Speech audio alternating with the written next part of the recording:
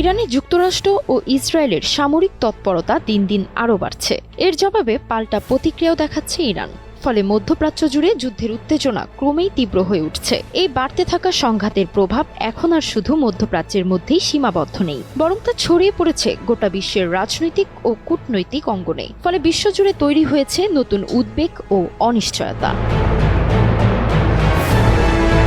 প্রতিদিনই বাড়তে থাকা এই শঙ্কার মাঝেই আন্তর্জাতিক রাজনীতির কেন্দ্রে থাকা আরেক শক্তিধর দেশ রাশিয়া নতুন করে আলোচনায় উঠে এসেছে। রাশিয়ার পররাষ্ট্রমন্ত্রী সের্গেই ল্যাভরভ এক বিবৃতিতে স্পষ্ট ভাষায় জানিয়েছেন, রাশিয়া এমন সব পদক্ষেপ নেবে যাতে যুক্তরাষ্ট্র ও ইসরায়েলের সম্ভাব্য আগ্রাসন ইরানের বিরুদ্ধে বাস্তবায়ন করা কঠিন হয়ে পড়ে। তার মতে এই সংঘাত কেবল একটি দেশের বিরুদ্ধে হামলার বিষয় নয়, বরং এটি পুরো মধ্যপ্রাচ্যের স্থিতিশীলতাকে বড় ধরনের ঝুঁকির মুখে ফেলতে পারে।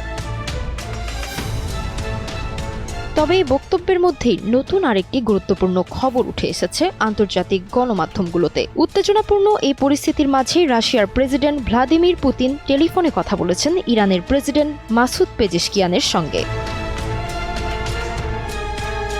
রাশিয়ার প্রেসিডেন্টের দপ্তর ক্রেমলিন জানিয়েছে, ফোনালাপের সময় পুতিন যুক্তরাষ্ট্র ও ইসরায়েলের হামলায় ইরানের সর্বোচ্চ নেতা আয়াতুল্লাহ আলী খামেনি, তার পরিবারের সদস্য এবং দেশটির সামরিক ও রাজনৈতিক নেতৃত্বকে লক্ষ্য করে হামলার ঘটনার গভীর সমবেদনা প্রকাশ করেন। এছাড়াও বেসামরিক হতাহতের ঘটনায় উদ্বেগ জানিয়েছেন রুশ প্রেসিডেন্ট।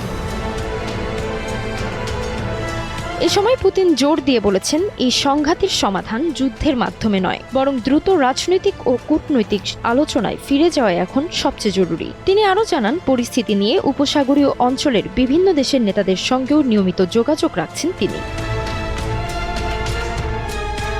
অন্যদিকে ইরানের প্রেসিডেন্ট মাসুদ পেজেশকিয়ান মাতৃভূমির সার্বভৌমত্ব ও স্বাধীনতা রক্ষায় সমর্থন জানানোর জন্য রাশিয়াকে ধন্যবাদ জানান। একই সঙ্গে তিনি চলমান সংঘাতের বর্তমান পরিস্থিতি সম্পর্কে পুতিনকে বিস্তারিতভাবে অবহিত করেন। ক্রেমলিন জানিয়েছেন, দুই নেতা ভবিষ্যতেও বিভিন্ন মাধ্যমে যোগাযোগ অব্যাহত রাখতে সম্মত হয়েছেন।